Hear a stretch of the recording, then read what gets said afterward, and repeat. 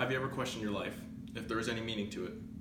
Like many people, we have thought about this, whether it's after climbing a great mountain, spending money, time, and a lot of thought going into it, or just spending a lot of time by yourself. Whenever you're allowed to achieve this deeper thinking and it's kind of all just hits you at once. What am I doing here? What am I even doing with my life? This has plagued humankind for thousands of years, but it wasn't until the 18th and 19th century that people actually started devoting more time and more studies into exactly what this was. That was the birth of existentialism. The sole purpose of these thinkers was to find if there was a meaning to humankind and if we could attribute said meaning. What they ended up finding out was that life had no intrinsic meaning. We weren't born with a meaning coming into our life, and that's what they proposed throughout all of their readings and all their different work throughout the years.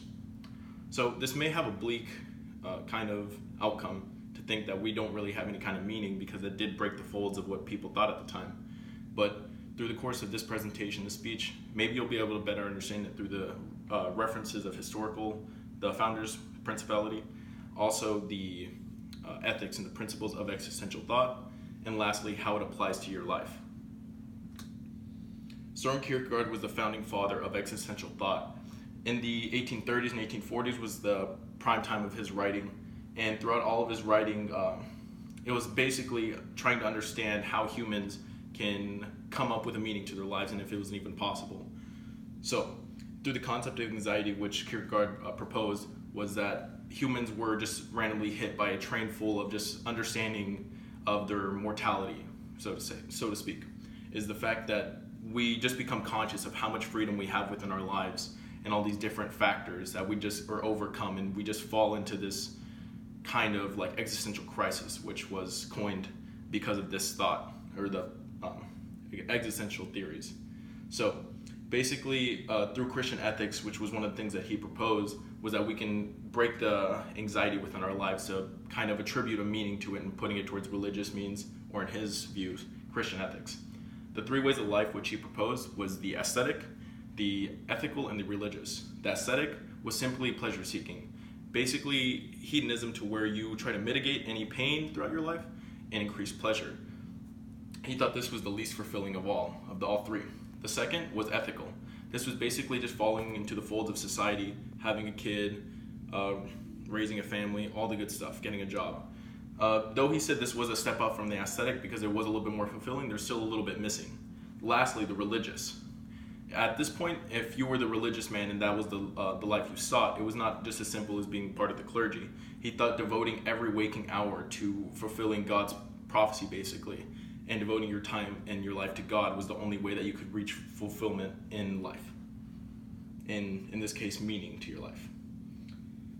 So at this point, this is where Nietzsche, or it's pronounced in many different ways, but basically he was the founder of nihilism, though he himself was not a nihilist, which is a common misunderstanding, is that he basically proposed that there were people, nihilists in this case, that not only believed that there was no meaning to life, like existentialists, but said that it was impossible for us to even find a meaning, or that any meaning that we did find would be fulfilling to us. So this is a little bit more pessimistic view to existentialism, and these two thoughts are often compared and contrasted, but there is a very big difference between them in that case, which I just mentioned.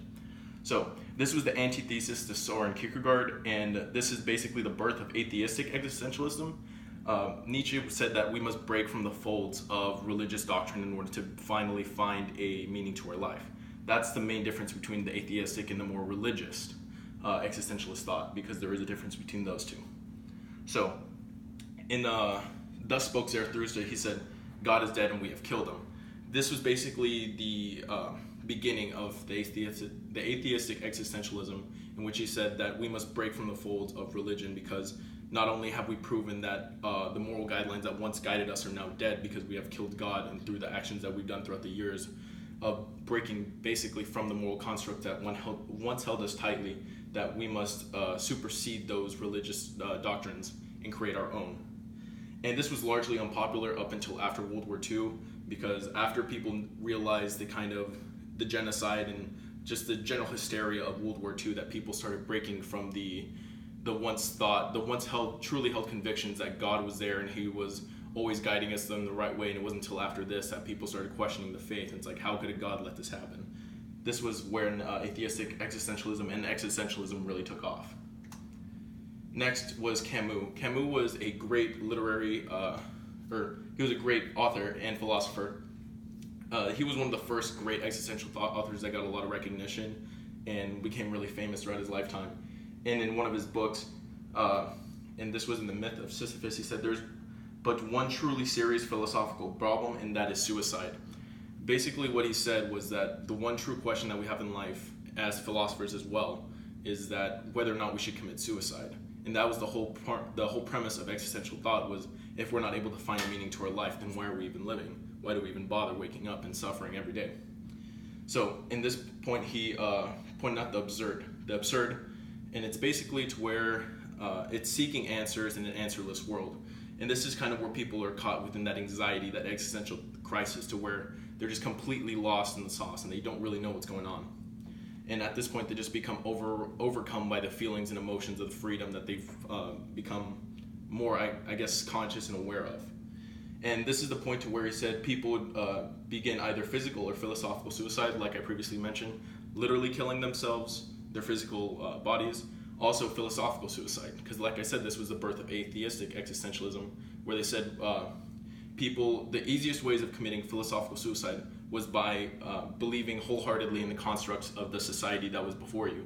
So in this case, he pointed to people like the Nazis, that they wholeheartedly believed them and basically praised them as God, or even religious people. They would commit philosophical suicide by just taking the religious doctrine or the doctrine from their state and just believing that wholeheartedly without ever questioning it. Next was Sartre. Sartre was the first self-entitled existentialist, also an atheistic existentialist. Like I said, this was the movement that really grew at the time. And the most groundbreaking thing he did was, in his quote, "Existentialism is a humanism." In his speech, he said, "Existence precedes essence." Basically what he said by saying that was, we exist before we have any sort of essence within our body, or any drive, or any meaning, or any goal. We're not born with an essence that tells us we will do this. We will not be a carpenter. We will not be a baker. We can decide what we do within our lives. And for thousands of years, since the Greeks, everyone thought that essence preceded existence. So we were born with some kind of intrinsic value, or intrinsic worth, intrinsic meaning, whatever it may be.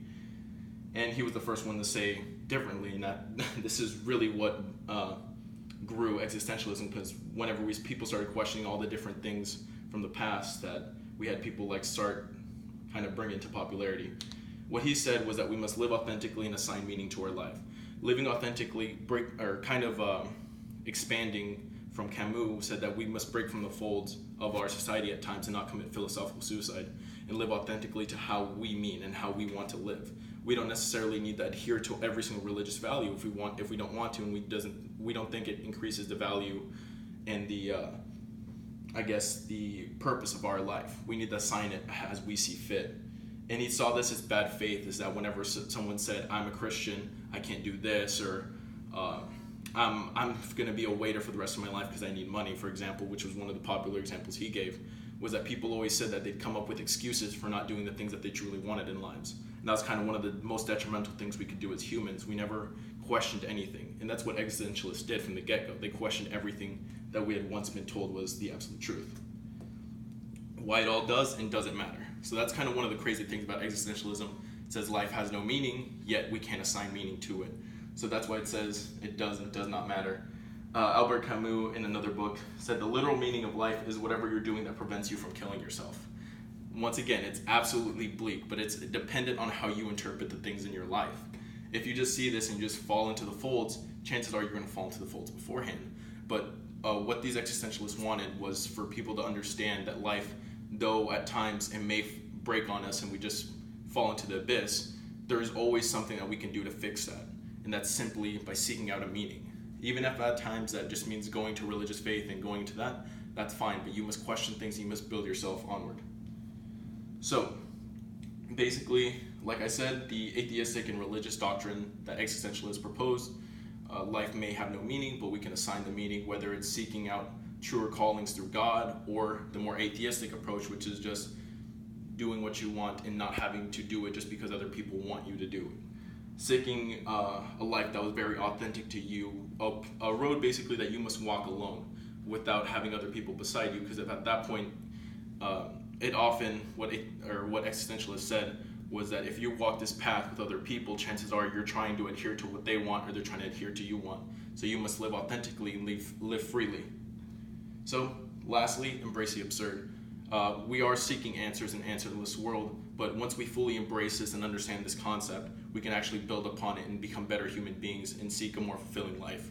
So throughout the course of this entire presentation, I hope that I can help y'all better understand not only existentialism, but help better apply this philosophical thought into improving your lifestyle.